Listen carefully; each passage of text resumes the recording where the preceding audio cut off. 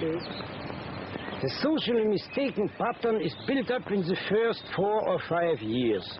Mostly we find as reasons for it imperfect organs, or that the child had been pampered, or that we find hated children is among orphans, sometimes illegitimate children, ugly children, not wanted children, and so on.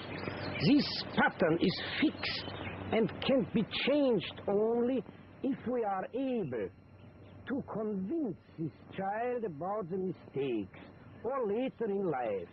Therefore, we could eliminate the mistakes in this pattern, either in prevention, to educate the family how to educate children rightly, or we could make the school an instrument of the social progress, to recognize the mistakes in their beginning and to accomplish more social interest among the pupils.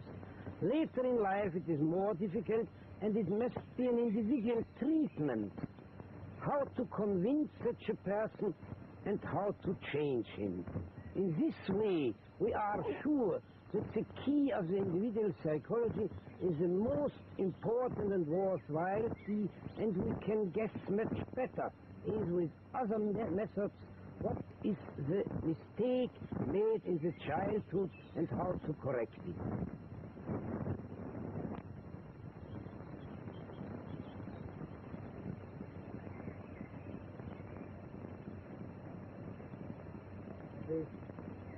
And so, ladies and gentlemen, I come to the following conclusion. I discovered 20 years ago the inferiority complex, which had been proved to be a very worthwhile key for understanding human nature and personalities. As I have explained, an individual is a unity from beginning of life, and his style of life cannot be changed without understanding the mistakes made in the roots. And these roots are lying in the family life, in which each individual is formed and molded.